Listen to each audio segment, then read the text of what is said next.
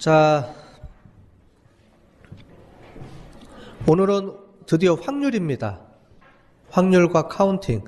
자, 우리가 통계학을 배우는 통계학에 대한 스텝 3가지가 있었는데, 첫 번째가 자료를 잘 획득하는 거다. 그래서 표본을 잘 추출하는 거.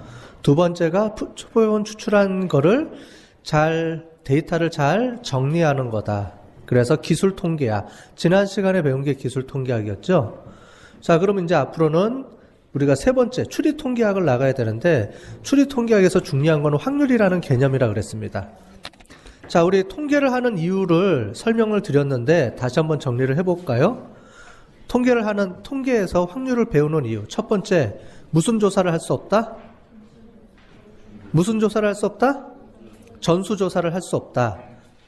그래서 우리는 무슨 조사를 할 수밖에 없다? 표본 조사를 한다. 표본 조사를 하면은 뭐가 발생한다? 무슨 오차? 표본 오차. 표본 때문에 발생하는 오차. 그죠? 표본 오차가 뭐라 그랬죠? 표본 오차란 뭐하고 뭐 사이에 발생하는 오차? 모집단의 모수죠. 그렇죠. 우리가 알고 싶어 하는 거는 뭐예요? 표본의 통계량이 아니고 뭐라 그랬죠? 모집단의 진짜 값. 그걸 우리가 모수라고 했죠.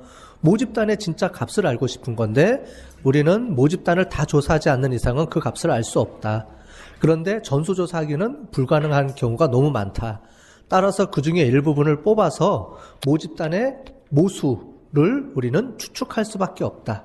그러한 과정을 우리가 추리통계학이고, 통계학에 있어서의 가장 핵심은 추리통계학입니다. 결국 모집단을 다 조사할 수 없다. 즉 모수조사가 불가능하다. 따라서 표본조사를 한다. 표본조사를 하게 되면 모집단의 모수하고 통계량 사이에 오차, 즉 표본 오차가 발생한다. 그 오차의 범위를 우리가 뭘 이용해서 구한다?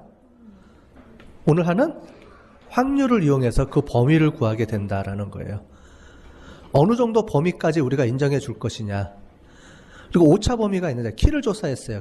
평균 키가 표본을 조사했더니 170이 나왔어. 근데 우리는 모집단의 값은 모르죠? 자, 우리가 한 가지 전제 조건이 있습니다.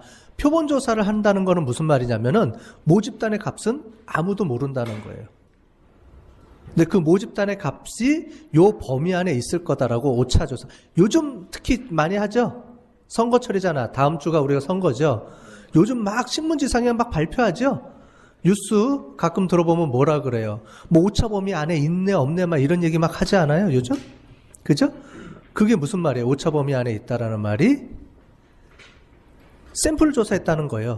A라는 후보, 만약에 강서구다. A라는 후보가 득표율이 얼마가 될 거냐? 조사를 해봤더니 30%예요. B라는 후보는 28%야. 그러면 30%니까 이 사람이 당선됐겠네? 가 아니죠. 우리는 아직 조사 안 했잖아요. 실제로는. 표본 조사를 했더니 30%대 28%예요. 그런데 내가 표본 조사는 그 중에 일부분을 조사했기 때문에 오차 범위 안에 들어갈 수 있다는 말이에요. 실제로 조사하면은 30대 30이 될 수도 있고, 아니면 32대 30%가 될 수도 있는 건데, 우리는 지금 사전에 일정 샘플을 가지고 예측을 해봤더니 그 정도가 나오더라고요. 그런데 항상 오차 범위가 존재하는데 그 오차 범위에 들어가느냐?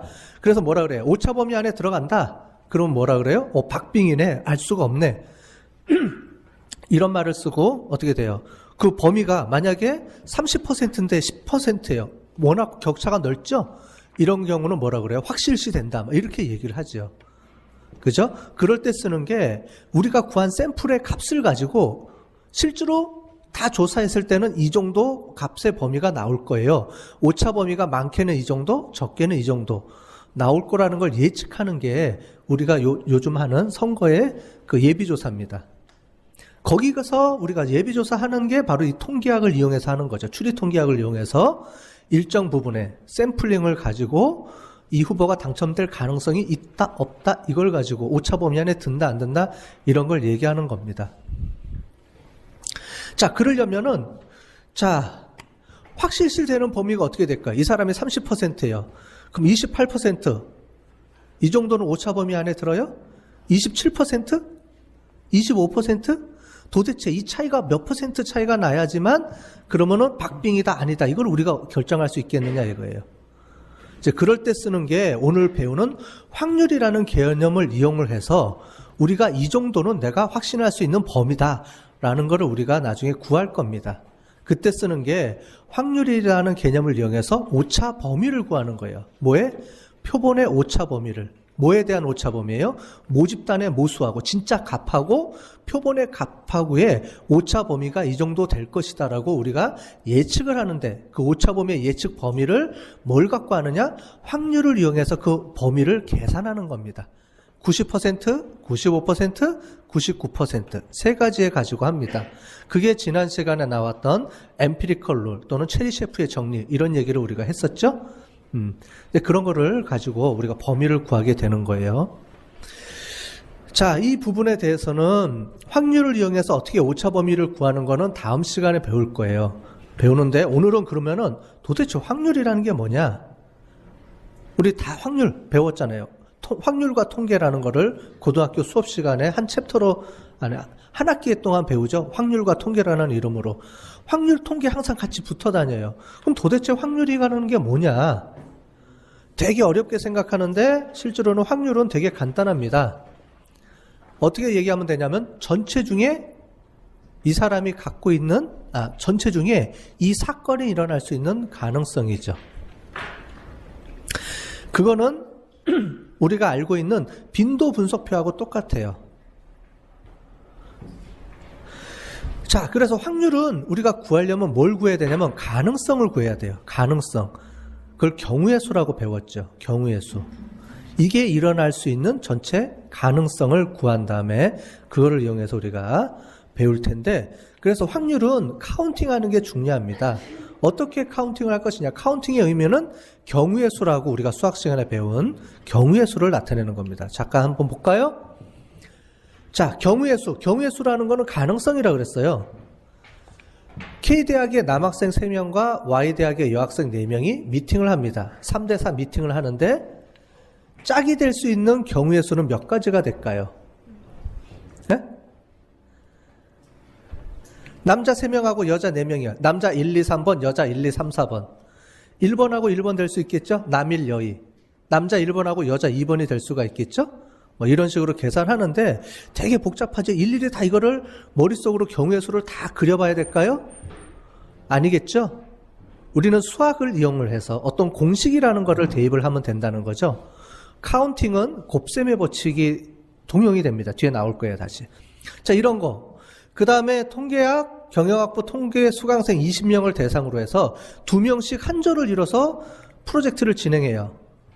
그러면 몇 개의 쌍이 나올 수가 있을까요? 총. 1번, 2번, 1번, 3번, 1번, 4번 해서 쭉 나가겠죠? 그러면 몇 쌍이나 가능성이 나올까요? 그 중에 이 두 사람이 당첨될 확률은 그거분의 1이죠. 이 두 사람이 경우의 수가 될 거는 한 번뿐이 없잖아요. 그죠? 그런 식으로 우리가 확률을 계산하는 겁니다. 근데 가장 많이 하는 게 로또에 당첨될 확률이죠. 로또는 번호가 하나잖아요. 1등 번호는. 그러면 로또가 45개의 번호로 6개의 공이 나올 수 있는 최대한 가능은 몇 가지가 가능할까? 800만 번이 가능하거든요. 800만 개의 경우의 수가 나옵니다. 그 중에 한 번만 가능하죠. 딱 한 건만 가능합니다. 그거를 확률로 계산하면 0.0000 뭐 이렇게 나오겠죠. 그 다음에 5 카드 많이 하죠. 카드 할 경우에 포카다 나올 확률은 포카는 카드 4장이죠. 다른 색깔의 카드 4장이 같은 번호로 나오는 게 포카드입니다.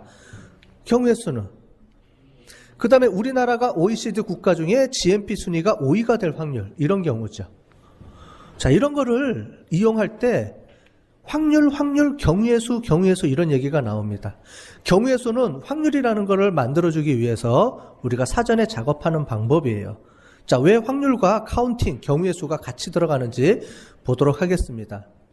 자, 일단 확률의 개념인데 확률의 개념은 뭐냐면 어떤 사건이 발생할 가능성, 뭐라 그랬죠? 가능성을 뭐에서 뭐의 숫자예요? 0과 1 사이의 숫자로 표현한 겁니다. 확률은 그래서 다 더하면 뭐예요? 1이 나오죠. 모든 경우의 수는 1이 넘어갈 수가 없습니다. 자, 우리 반은 전체 몇 명이냐? 30명이 있다고 가정해 봅시다. 30명이 있는데 31명이 나올 수가 있어요, 없어요? 없죠? 그죠? 가능성이 불가능하죠. 그래서 확률은 무조건 1만 가능한 겁니다. 자, 그 다음에 우리가 앞으로 배울 여러 가지 통계 방법론의 기초 이론이고요. 가장 우리가 확률을 이용해서 하는 방법이 뭐에 대한 구간을, 범위를 배운다, 한다 그랬죠? 오차 범위. 모수하고 통계량 사이의 오차 범위.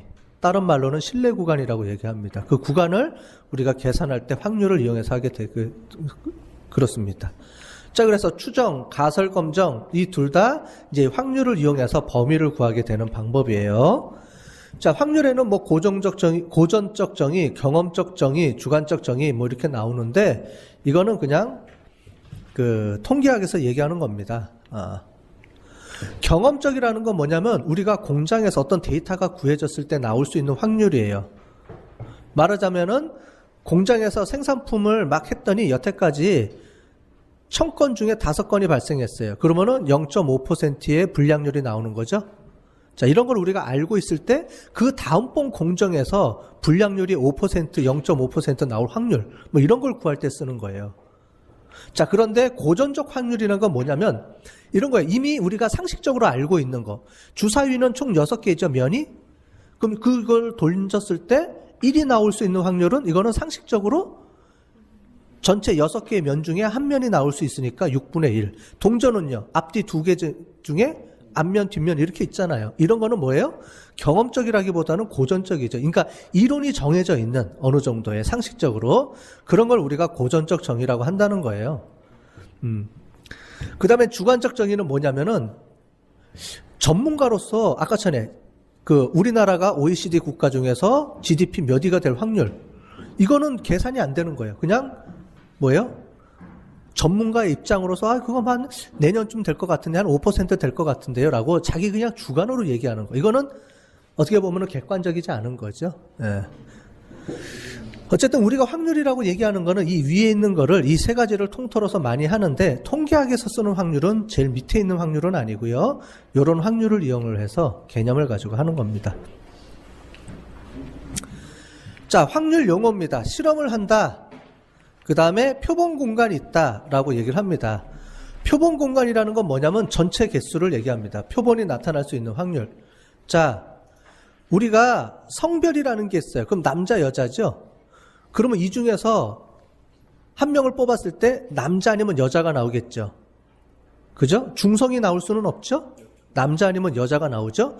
그런 것처럼 표본 공간이라는 거는 어떤 값이 나올 수 있다는 거죠.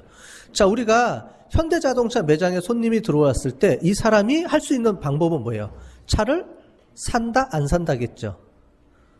그죠? 딱 결정이 돼 있는 거예요. 이런 거를 우리가 표본 공간이라고 얘기를 합니다. 뭐 이런 식으로 설명을 하는데요. 이거보다는 뒤에 가서 설명을 드릴게요. 사건은 그 중에서 어떤 사건이 일어났을 경우에, 아까 전에 자동차 매장에 들어갔어요. 산다, 안 산다 두 가지를 결정할 수 있어요. 근데 그 사람이 차를 샀다, 안 샀다, 샀다, 안 샀다 이렇게 할 수가 있겠죠. 그럴 때 실제 어떤 현상이 발생한 거를 우리가 그걸 사건이라고 합니다. 아까 전에 구매, 비구매 중에서 구매를 선택했다. 그럼 확률적으로는 2분의 1, 뭐 이렇게 우리가 확률적으로 볼 수 있는 거죠. 자, 이렇게 할 수도 있지만 연속형일 수도 있어요. 그래서 지금처럼 어떤 특정한 1, 2, 3, 4로 결정될 수도 있지만 어디서부터 어디까지 1,000원에서 만약에 레스토랑에서 보면은 주문 금액이 5만 원에서 10만 원일 사건, 뭐 이런 식으로 우리가 연속적인 값을 갖고 줄 수 있다라고 볼 수가 있는 거죠. 자,